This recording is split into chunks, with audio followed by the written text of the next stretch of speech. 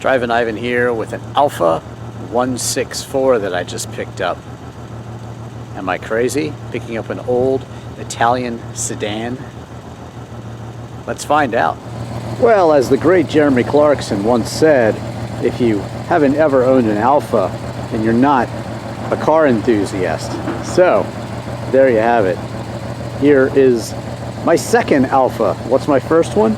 Well, look elsewhere for my 1973 Alfa Romeo GTV GTC conversion.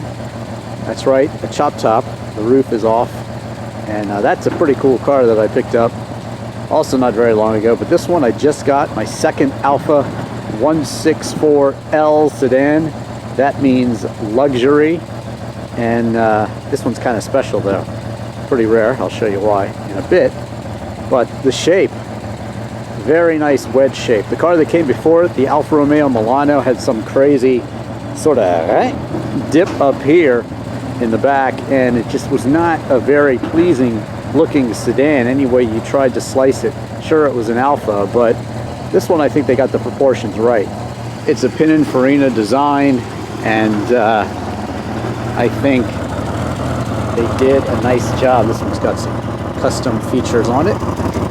Custom wheels too, and yeah, so there you have it. I think the shape is pretty cool all around, and nice Alfa Romeo badging back there. There was also a 164, and there was a 164S, which was the sport version, but this one is the luxury version, and let's go inside and see why. So there you go, luxury Lusso, power seats, leather. You could get cloth seats on these in some cases. I'm not sure too many made it to America with cloth seats, but yes, this is the reason why it's rare. Check it out. 5-speed manual. Lots of switches everywhere for power everything. You've got this sort of bank of switches controlling everything from your lights to your trunk and your air conditioning, of course. But it's a bit dated now, but back then, man, it was pretty fancy. Even an airbag in the steering wheel here. Wow. It was the most modern safety and luxury and technology at the time. Even got magazine holders behind the seats here. Alfa Romeo. Seating for 3 across. And nice little armrest back here too. So there you go. Classic Alfa Romeo styling and top of luxury for 1992. Pop the trunk here. Interesting way to get at it. And you see it's rather large. Enough room for all the spare tires. This is where the battery is, right back there. But nice, good sized trunk for this 164 sedan. Well, of course, this is what it's all about with the Alfa Romeo. This 6-cylinder engine, 183 horsepower, 185 pound-feet of torque, 17 more, 200 if you opted for the S, but still, it's that beautiful Alfa engine made into that 5-speed manual transmission, which makes this car special. And the numbers by today's standards aren't all that impressive, 0 to 60 in like the high 7s or so, but it was very quick for the day. And just look at that engine, absolutely beautiful.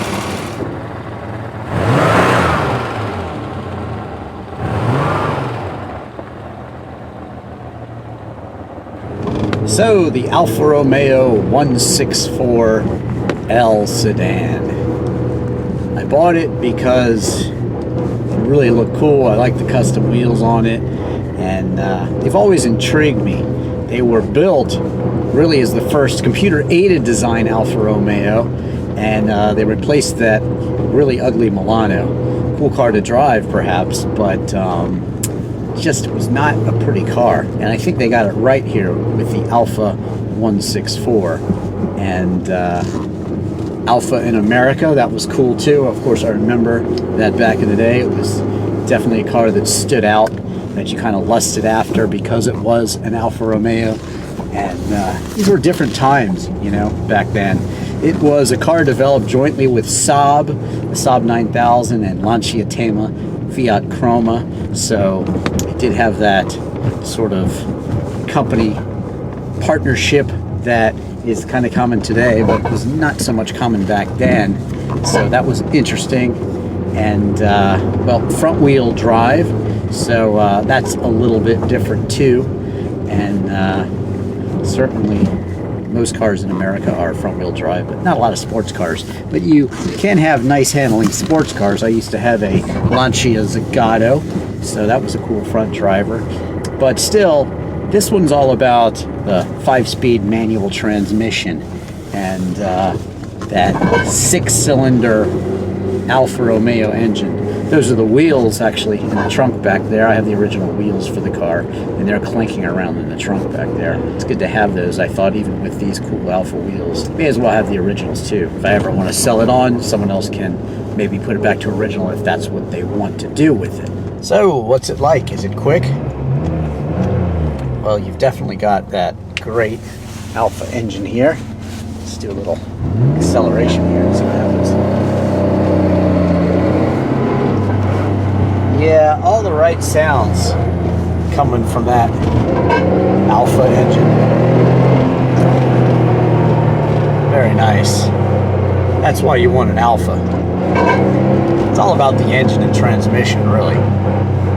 And the fact that it comes wrapped in the beautiful, I think beautiful Pininfarina shape is icing on the cake for me. And you know, Alfa is back in America. It's great to have them.